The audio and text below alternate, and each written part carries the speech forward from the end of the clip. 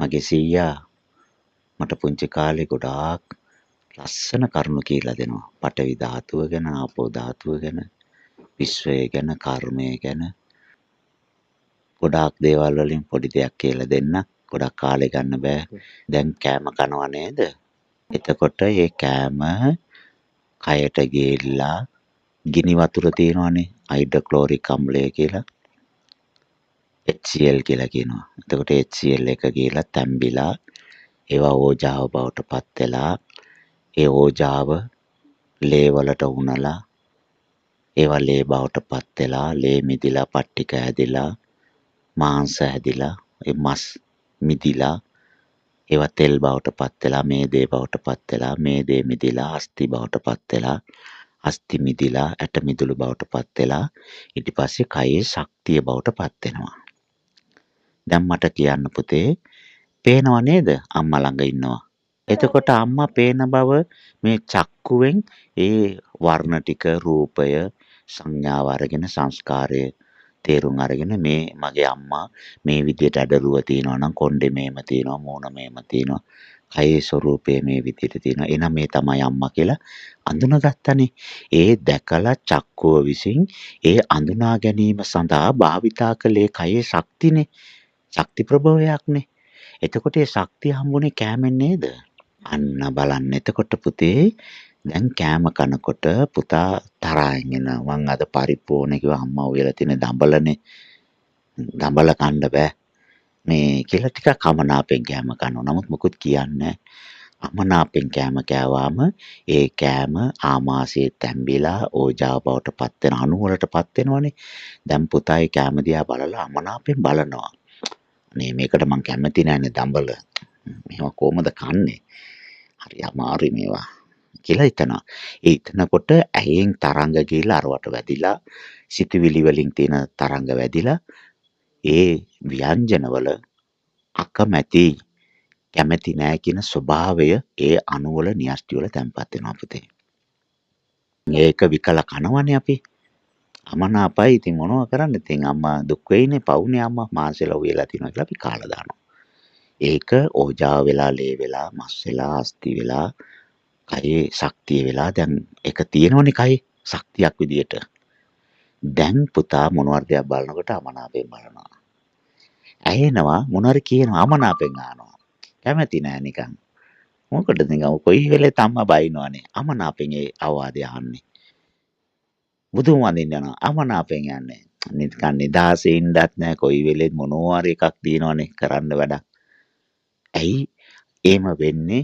ඇස කන දිව නාසය සමසිත කියන සලායතන පේනවා ඇහෙනවා දැනෙනවා හැඟෙනවා සිතෙනවා කියන සෑම ගනුදෙනුවකටම භාවිතා කරන්නේ කයේ තියෙන ප්‍රාණ ශක්තිය. ඒක ලැබෙන්නේ උස්ම රැල්ලෙන් වතුරෙන් කෑමෙන්. ඒක පිරිසිදුවට අරියට ගත්තේ නැත්නම් ආයතනවල ඒ ක්‍රියාකාරීත්වයට ගනුදෙනුවලට ඒ අපිරිසිදු ඉන්ධන භාවිතා කළාම ශක්තිය භාවිතා කළාම අපට තරහෙන් පේනවා ඇයෙනකොට තරහා යනවා කතා කරනකොට ද්වේෂය දැනෙනවා අනිත් අයට ඇසිරීම වල කලබලය තියෙනවා. ඇයි ඒකටනේ අර ඉන්ධන භාවිතා කරනවනේ අපි. ඩීසල් වාහනෙට භූමි තෙල් දැම්මාම ඒක ෆිල්ටර් ඔක්කොම ඉවරයි. ඒකේ තියෙන ගොඩාක් කෑලි අලුතෙන් දාන්න වෙනයි සුදුසු නැති ඉන්ධනයක් දාලා. පෙට්‍රල් වාහනෙටත් අපිට පුළුවන් ටිනර් එහෙම දාලා දුවන්න. ටර්පන්ටයින් දාලා ටිනර් දාලා එහෙම දුවන්න පුළුවන්. හැබැයි එන්ජිම ඉවරයි. එහෙනම් දැන් බලන්න උස්ම රැල්ලෙන් දැන් බුදුරජාණන් වහන්සේ දේශනා කරනවා අපි ප්‍රත්‍යවේක්ෂාව කරන්න ඕනේ. පටිසංකා යෝනිසෝ පිණ්ඩපාතං පටිසේවාමි කියලා අපි හැමෝටම බුදුරජාණන් වහන්සේ ප්‍රත්‍යවේක්ෂාවක් දේශනා කරලා තියෙනවා. ඒක බුදුරජාණන් වහන්සේගේ ඒ අනුශාසනාව භික්ෂුන් වහන්සේලා වෙනුවෙන් විශේෂිතයි. නමුත් ගිහි අයට ඒ ගාථාව තානමක් නැහැ. නමුත් කියනවා අඩුයිනේ. නමුත් අපිට ඒ බත් එක අරගෙන මේ බත් එක මගේ ළඟට එන්න අනේ මේක වපුරන්න නියරවල් හදලා මට තියලා අහලා මොන තරම් යුද්ධයක් අල්ලන්න ඇද්ද මිනිස්සු. කිරි අත්තලා කොච්චර මාංශ වෙන්න ඇද්ද. අලින්ගෙන් පරිස්සම් කරන්න, රිලව් වඳුරන්ගෙන් පරිස්සම් කරන්න. මොනතරම් මහන්සි වෙන්න ඇද්ද? නගුල දාලා ආනකොට ඒ හරකට කොච්චර රිදෙන්න ඇද්ද? කෙවිතෙන් කසපාරවල් කීයක් කන්න ඇද්ද? එයාගේ කර කොච්චර රිදෙන්න ඇද්ද අර ලී අදිනකොට? මේ සත්තු මෙච්චර දුක් විඳලා මිනිස්සු 500කට වඩා මහන්සි වෙලා උපයලා තමයි මේ බත් එක මගේ අතට හම්බෙලා තින්නේ. මේ දඹල අම්මා උයන්න මේක ඒ පළාත්වල ගොවියෝ හදලා ආර්ථික මධ්‍යස්ථාන වලට ගෙනල්ලා ඒන් අනිත් අය අරගෙන ප්‍රවාහනය කරලා මෙතනට ඉස්සරහා කඩේට එන්න කී දෙනෙක් මේකට වේසලා ඇද්ද? ලක්ෂ ගාණක් වේසිලා තමයි මට මේ ආහාරය අතට හම්බෙලා තින්නේ. ඒ සියලු සත්ත්වය සුවපත් වේවා. නිදුක් වේවා, නිරෝගී වේවා, නිවනින්ම සැනසෙත්වා. මම බෝධිසත්වෙක් විදියට මේ සංසාරයේ පාරමී පිරලා සසරෙන් නිදහස් වෙනකම් මහා පරිමාණයේ සත්ත්ව කොට්ටාස මේ මහ පොළවේ මට කලින් ඉපදිලා ගොවිය වෙලා, ගුරුවරු වෙලා, සහෝදර වෙලා, ඥාති වෙලා, බස් එකේ ඩ්‍රයිවර් වෙලා, කොන්දොස්තර වෙලා, කඩවල් වල අයිතිකාරයෝ වෙලා, කම්කරුවෝ වෙලා ලක්ෂ ගාණක් මට කලින් ඉපදිලා මගේ පාරමී පිරීලා මම රාහත් බෝධියෙන් පිරිනිවන් පානකම් මං වෙනුවෙන් මේගොල්ලෝ ඇඳුම් හදනවා, සෙරප්පු හදනවා, බෑග් හදනවා, පොත් හදනවා, පෑන් හදනවා, පැන්තර්ල හදනවා, කෑම හදනවා, බීම හදනවා, ගිලම්පත් හදනවා, සීනි හදනවා, තේකොළ හදනවා. ලක්ෂ ගාණක් මහන්සි වෙලා වැඩ කරනවා මං වෙනුවෙන්. ඒ සියලු සත්ත්වය සුවපත් වෙන්න ඕනේ. ඒ අයට මෙවැනි වේදනාවක් නැවත මතු භවයේ මම දෙන්නේ නැහැ. ඒකාන්ත වශයෙන් මම පිරිනිවන් පාලා ඒ අයව නිදහස් කරනවා. මං වෙනුවෙන් උදැල්ල අරගෙන කොටන්න, වපුරන්න ඒ අවස්ථාව දෙන්නේ මං වෙනුවෙන් සපත්තු හදන්න, මේස් හදන්න, කොණ්ඩ බෝල හදන්න, මං වෙනුවෙන් රෙදි හදන්න, ආභරණ හදන්න, බෑග් හදන්න කිසිම දෙයකට මං ඒ අයට ඒ අවස්ථාව දෙන්නේ නැහැ. ඒ අයව මං නිදහස් කරනවා කියලා මෛත්‍රියෙන් ඒ ආහාරය දැකලා, ඇස්වලින් මෛත්‍රියෙන් දැකලා මෙච්චර පිරිසක් මහන්සි වෙලා අදපු දානයක් මේක සෙල්ලම් එකක් නෙමෙයි. අවසානෙට ඒ මහන්සිය අන්තිමට ඉන්නේ මගේ අම්මා. අම්මා මෙච්චර කට්ටිය මහන්සිලා මේ කෑම එක ඇදුවේ. ඒ සියලු සත්ත්වය සුවපත් වෙන්න ඕනේ කියලා මෛත්‍රිය හිතනකොට ඇඩ්‍රිනල් ග්ලෑන්ඩ් එකෙන් ඇඩ්‍රිනල් හෝමෝන් එක උනලා මුළු සර්වාංගෙම DNA වල තියෙන මෛත්‍රිය අවදි වෙලා මුළු සර්වාංගෙම සෛලවල මෛත්‍රිය පිරීලා ඒ ආහාරය ගන්නකොට ඒ ආහාරය ආමාශයේ ගිහිල්ලා තැම්බිලා ඒක ඕජාව වෙලා, ලේ වෙලා, මස් වෙලා, තෙල් වෙලා, අස්ථි වෙලා, ඇට මිදුළු වෙලා ශක්ති බවට පත් වුණාම පොඩි බබාලා දෙන්නට මේ ලෝකේ කිසිම කෙනෙක්ව තරහෙන් බලන්න බෑ. මොනවා කමන්නේ. එයා බැනලා ගියා දැන්. පැන්සලද ගන්න ආවේ.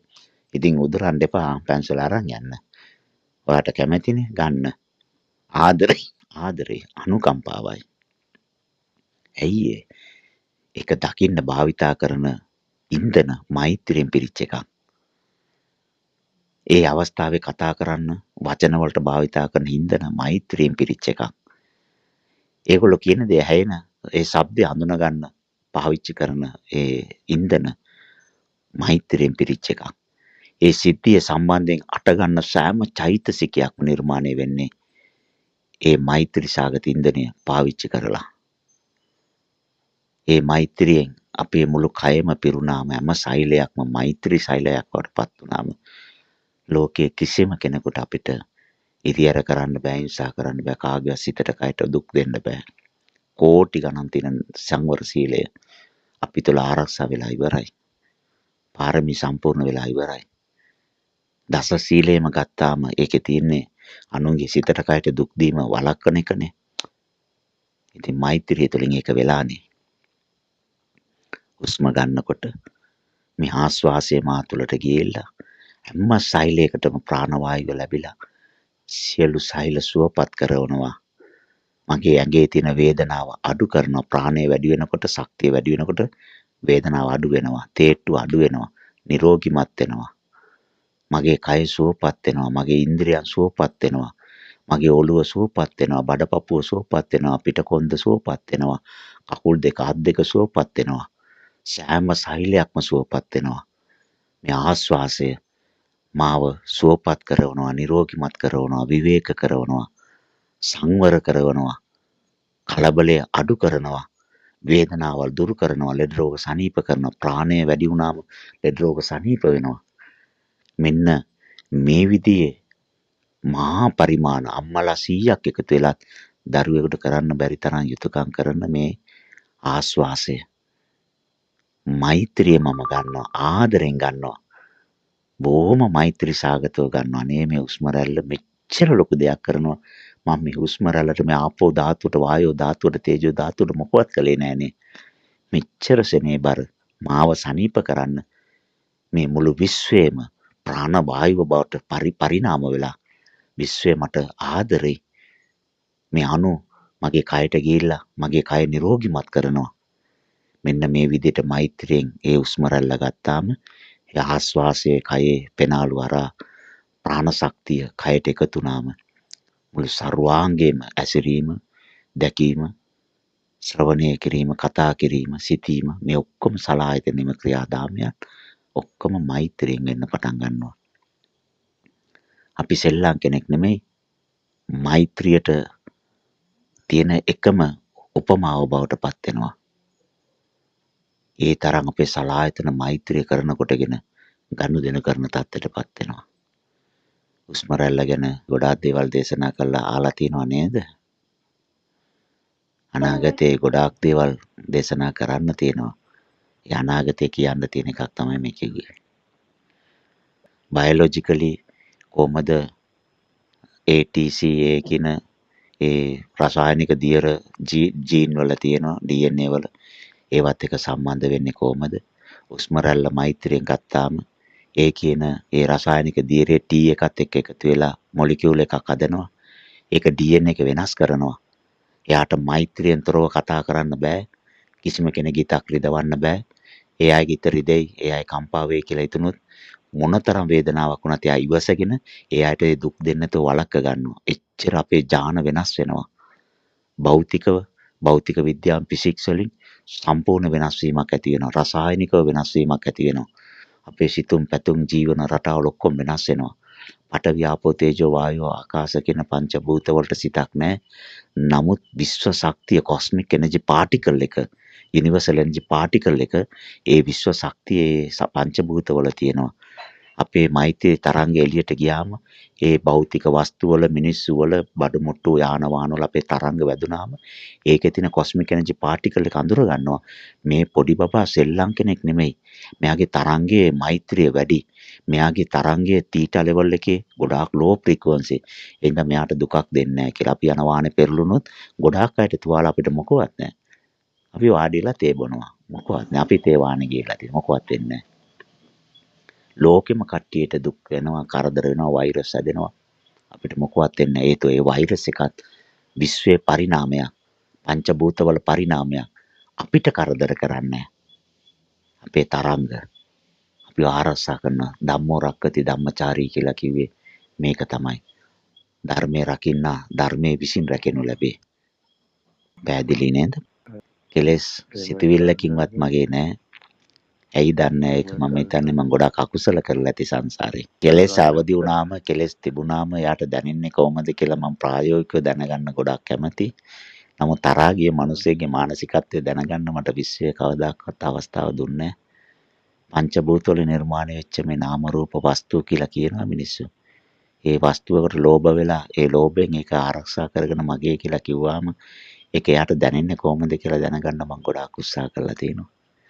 නමුත් ඒ අත්දැකීම කවදාකවත් මට විශ්වය දුන්නේ නැහැ. නෙළුම් කොළේ උඩ වතුර වගේ ඒ ජීවත් වෙන අත්දැකීම මිසක් වෙන මොකවත් මයි ළඟ නැහැ. අපි දකින දේ ඉන්ෆර්මේෂන් එකක්. හැබැයි කලින් දැකලා තේරුම් ගත්ත එකේ කන්ෆර්මේෂන් එක ඇතුලෙන් වෙනවා. ඊට පස්සේ තමයි පේන්නේ සුදු පාට.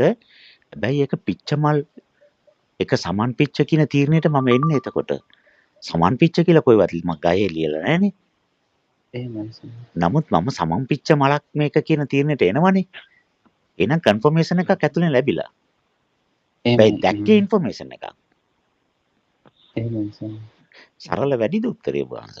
අපි සංසාරේ අප්‍රමාණ ඉපදිලා චක්කුවෙන් ස්පර්ශ කරපු දේවල්, කනෙන් ස්පර්ශ කරපු දේවල්, රසෙන් ස්පර්ශ කරපු දේවල්, සිතවිලි වලින් ස්පර්ශ කරපු දේවල් ආයතන හයේම ප්‍රසාදයන් විදියට තැම්පත් වෙලා තියෙනවා. මොම්පියලි 60ක් වගේනේ කියන්නේ. බුදුරජාණන් වහන්සේ මේ ප්‍රසාදයන් වල තැන්පත් වෙලා තිනවා. නැවත දැක්කාම දැන් අලියෙක් කියලා කිව්වාම රූපයක් මැවෙනවලු. පුතේ කොහමද? අලියා මට වඩා කොටයි. අලියා කොටයි කොච්චරක් විතරද? මෙච්චරක් විතර කියලා පෙන්වන්නේ අඟල් 6ක්. බලනකොට ලී වලින් හදපු හලියෙක් අපි පෙන්නලා මෙන්න පුතේ මෙයා තමයි අලියා කියලා කිව්වම එයා අලියා කියලා හිතාන ඉන්නේ අඟල් 8ක් 10ක් විතර උස තියෙන පාට කරපු ලස්සන පොඩි මේ වගේ එකක් තමයි කියලා. ඇත්ත හලියා දැකපු කෙනෙක් ළඟට හලියා මෝ හලියෙක් දැකලා මට වෙච්ච දේ එයා දැකලා තියෙන්නේ මහා සද්දන්ත ලොකු ඇතේ උස්ස කෙනෙක්. එයාගේ පස්සෙන් පන්නලා තිනවා. ඒ අලියා කියනකොට මෙයාට මැවෙන්නේ ඒක. ඇයි එයාගේ තැම්පතුවේ උඩින්ම තියෙන ඒක. එතකොට මොන රූපේ දකින්නවද ඒ රූපේ නොදැක්කයි කියලා අපිට කියන්න බෑ. මහ පොළොවේ වැලි කැට වගේ අපි ඉපදිලානේ. ඒ හින්දා හැම රූපයක්ම අපේ තැම්පතුවේ තියෙනවා. ඒකත් එක්ක සසඳලා තමයි එයා තීරණයකට එන්නේ මේක මොකද්ද කියන එක. තොරතුරක් තමයි ගන්නෙ. දැන් මාත්‍යට මම මොනවාර එකක් කිව්වාම කනගන්නේ තොරතුර. මේම දෙයක් ස්වාමීන් වහන්සේ මට කිව්වයි කියන එක ඊට පස්සේ තමයි කන්ෆර්ම් වෙන්නේ. හැබැයි ඒක නැනෝ සෙකන්ඩ් වලින් වෙන්නේ. ඒ හින්දා අපිට හොයන්න බෑ. දැන් බලන්න උපාසක මාත්‍යා ආලෝකයේ වේගය කොච්චරද? තප්පරේ ලක්ෂ 3ක්. ශබ්ද වේගය ඊට වඩා අඩුයි නේද? එතකොට ශබ්දය ආලෝකය දෙක එකට ඇෙන්නේ නැහනේ අපිට. එතකොට මම මොනවාරි රූපයක් බලනකොට බලමුකෝ අපි බණක් YouTube වල බලනවා කියලා. එතකොට රූපේ පේන වේගයයි ඒකේ තියෙන කටහඬ හැෙන වේගයයි වෙනස් නේ මට. හැබැයි දෙක එකට ඇෙනවා වගේ. එච්චර සියුම් නේ කාලේ. පොඩි කාලයක් නිසා මට හිතෙන්නේ දෙකම එකට තියෙනවා කියලා. නමුත් නෑ. ස්මෙල් එක වෙනම දැනෙනවා රස වෙනම දැනෙනවා.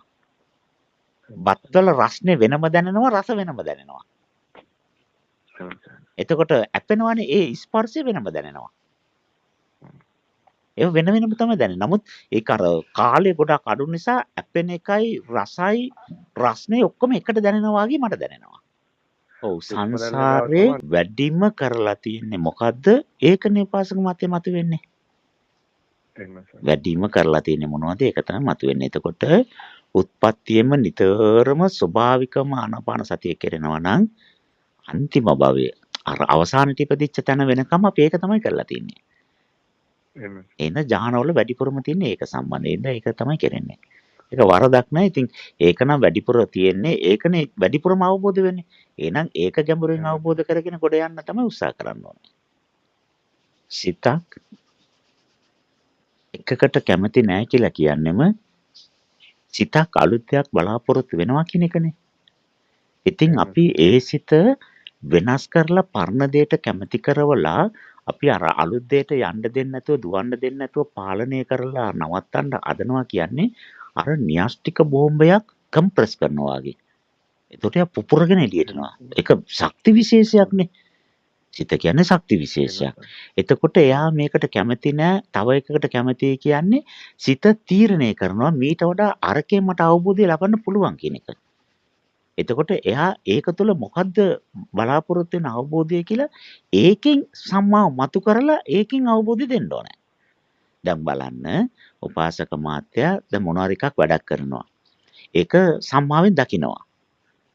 ඒක නැතුව වෙන වැඩක් කරනකොට ඒක සම්මාවෙන් දැක්කාම වැඩ දෙකක් වුණාට එකම සම්මාවනේ පැවතිලා තියෙන්නේ. ඒ වගේ නාම රූප වෙනස් වෙනවා, ශබ්ද වෙනස් වෙනවා, පරිසර වෙනස් වෙනවා, මිනිස්සු වෙනස්. හැබැයි අපි වඩන ආර්ය අෂ්ටාංගික මාර්ගය වෙනස් වෙන්නේ නැහැ. වෙනස් කරන්නෙත් නැහැ. ඒක ඒ විදිහටම වඩන්න ඕනේ. එහෙම වැඩුවා නම් මාර්ගයේ ගැටලුවක් නැහැ. එහෙම නැතුව අපි අර ආර්ය අෂ්ටාංගික මාර්ගය වෙනස් කරන්න හදනවා. පරිසරයට අනුව ඒ වෙනස් වීමට අනුව වෙන වෙන චෛතසික වල. අන්න එතකොට තමයි ගැටලුව වෙන්නේ. ආර්ය අෂ්ටාංගික මාර්ග දෙකක් නැහැ. එකයි තියෙන්නේ. ඒක එයාට සාපේක්ෂව එයාගේ අවබෝධයට සාපේක්ෂව තීරණය වෙච්ච එකක්. හැම එකටම මේක ඇප්ලයි කරන්න ඕනේ. ඒක කරනකොට ගෙන තමයි එයාගේ මාර්ගය වඩන්න ඕනේ. එතකොට තමයි වැඩෙන්නේ. පැහැදිලි නේද? අපි වතුර බොනකොට සුවපත් වේවා මේ ආපෝ ධාතුව මගේ කයට ගිහිල්ලා මගේ කය සිසිල් වෙන්නේ යම්සේද මාව ඇසුරු කරන සියලුම සත්‍යයන්ගේ සිත කය මන් නිසා සිසිල් වේවා කවදාකවත් එයට අකටයුත්තක් නොවේවා මේ වතුර මගේ කයට ගිහිල්ලා මේ වතුර ආපෝ ධාතුව මේ පංච භූතනේ මම මම කියන්නේ පංචභූත. මේ ආපෝ ධාතුව කයට ගිහිල්ලා මේ කයට කිසිම අනතුරක් කරන්නේ නැතුව කයේ බවට පත් වෙලා සුවසේ සමගියෙන් වාසය කරන්නේ කය තුල යම්සේද ඒ විදිහට මමත් සියලු සත්වයෝ එක්ක සමගියෙන් සාමයෙන් එකමුතුව ජීවත් වෙමි. ඒ හැකියාව මේ ආපෝ ධාතුව කය ඇතුළට ගිහිල්ලා එවැනි දක්ෂකමක් බවට පත් වෙන්න ඕනේ.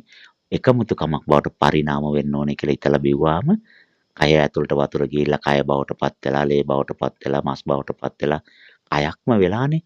අන්න ඒ විදිහට මමත් මේ ලෝකේ ඉන්න ඔක්කොම මගේ දෙමව්පියෝ, මගේ සහෝදරයෝ, මගේම පවුලේ අය කියලා ඥාතියෝ කියලා මම හිතනවා. ඒ හිතන මානසිකත්වය අර ජාන වලින් DNA වලින් ඉබේට නිර්මාණය වෙනවා. වතුර බොනකොටත් එහෙමයි, කෑම කනකොටත් එහෙමයි. අර විදිහට මෛත්‍රියෙන් දකිනවා. හුස්ම රැල්ල මෛත්‍රියෙන් දකිනවා. මේක පුරුදු කරන්න පුතේ. මට කලින් රාත් වෙලා පිරිනිවන් පාන්න පුළුවන් වෙයි කියන විශ්වාසය මට තියෙනවා. නැවත මට මුණ ගැහෙන්න අවශ්‍ය නැහැ. ඉපදුනා ඇති, දුක් විඳ ඇති, කිරි බීවා ඇති, බත් කෑවා ඇති, ඉඳුල් කට ගාලා ආයන්න කිව්වා ඇති, උපාධි ගත්තා ඇති, ගෙවල් ඇදුවා ඇති, යාන වාහන ගත්තා ඇති, රස්සාවට ගියා ඇති, අම්බ කරා ඇති, පංචකාම ලෝකයේ දුක් විඳ ඇති. දැන් අපි පිරිනිවන් පාමු. ඒකට අදාළ පරිසරය සකස් කරන්න පුතේ. මේ විදිහට හුස්ම ගන්න, මේ විදිහට වතුර බොන්න, මේ විදිහට කෑම කන්න. එක එක වෙනස් කරමු. තව දවසක හම්බ වුණාම තව එකක් කියලා දෙන්න. ඕම පොඩ වෙනස් කරගෙන ගියාම මගේ ආයුෂ ඉවර වෙන්න කලින් ගොඩාක් අය පිරිනිවන් පාලා විශ්වයෙන් නිදහස් වෙලා ගිහිල්ලා. ගොඩාක් පින් මට කතා කරන්න අවස්ථාව දුන්නට වැඳ ගන්න මං ආශිර්වාද කරන්නම්. සබ්බේතියෝ විවච්ඡන්තු සබ්බ රෝගෝ විනස්සතු මාතේ භවත්තන්තරායෝ සුඛී දීඝායුකෝ භව භවතු සබ්බ මංගලං රක්칸තු සබ්බ දේවතා සබ්බ බුද්ධානුභාවේන සබ්බ ධම්මානුභාවේන සබ්බ සංඝානුභාවේන සදා සොත්ති භවන්තු තේ සුවපත් වේවා නිදුක් වේවා නිරෝගී වේවා නිවනින්ම සැනසෙත්වා